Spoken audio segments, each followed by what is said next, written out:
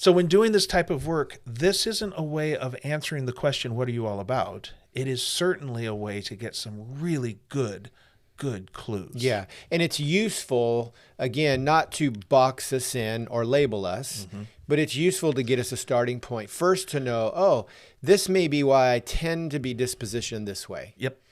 And it doesn't mean that I get stuck in that as if that's all I ever play to the rest of my life, but it actually starts to show areas maybe where you can grow to complement or compensate, or why you may need others on your team. Yeah. Right. Yeah. If you're extremely, like, for example, we're going to talk through them in a minute, but if you're extremely extroverted and that's your entire jam with everyone around, there is something to be brought to the table by the introverts who show up and have a way of processing information where maybe extroverts would benefit from having some of those on the team. Imagine that. Yeah, exactly. 2 extroverts. So let's talk through these a bit. So there's the E. So let's start by saying the Myers-Briggs is built on 4 dyads or binaries, where there's 2 things held on a continuum.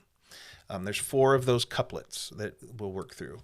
The E and the I, which is extrovert and introvert. And then the S and the N, which is N stands for intuitive, S stands for sensing. Then there's the F and the T, feelers and thinkers.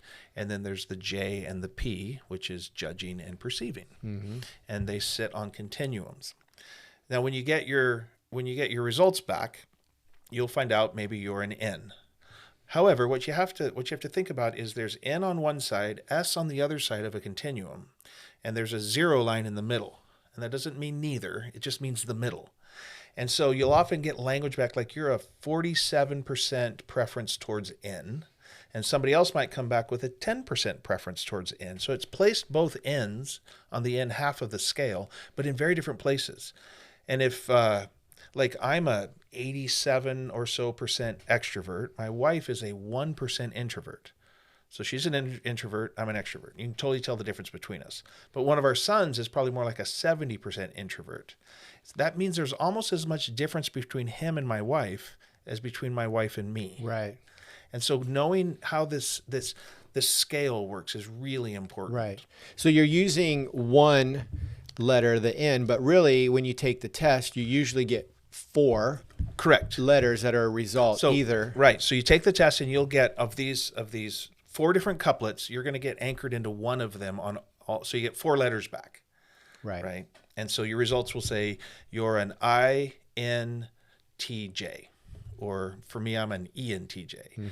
And somebody else might be some other combination. And the combinations work together to create 16 different types. Right. So that's the basic idea behind Myers-Briggs. And most tools have some system like that to get you into these different combinations of types. So if we go through them, right? Introvert, extrovert. That's one that lots of people have a decent amount of understanding around.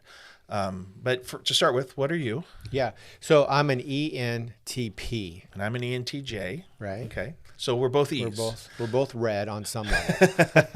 And we go hot. That's right. So what does extrovert mean to you? Extrovert means that for me, I get energy. I mean, I think the true definition, and I definitely witnessed to this, is I get energy being around people. Yeah. In a group. It doesn't have to be big groups, but like if I'm alone for too long, I actually lose energy. I start to feel sapped. I start to feel, maybe not sad, but like just a sense of what am I doing? A little restless. Meaningless. Yeah, maybe so. So my natural default is, hey, let's go get with some friends. Let's go do something. Yeah. And I'm the same way. Yeah. And introverts are just the opposite. They get energy from being alone. They can go out on their own, be in solitude and be recharged, where for you and I that actually costs us something. A lot of people make the mistake that thinking that means introverts don't really like people. Right. That's not true at all. Introverts just get their battery charged through solitude or being alone. Yeah, well, for example, myself, I am energized around people, but I still need a good 2 hours the first part of my day is alone time. Because I get focused, I get clear, and I wouldn't say that's an introvert in me as much as it's my process for before I go out into the world and I know there's going to be a million voices, I have a clarifying moment with myself to get clear. Whereas many introverts can show up and be very good socially, maybe even better than some extroverts. Just because you're a good extrovert doesn't mean you have great social skills. No, in fact, you may be really poor in your social skills. That's right.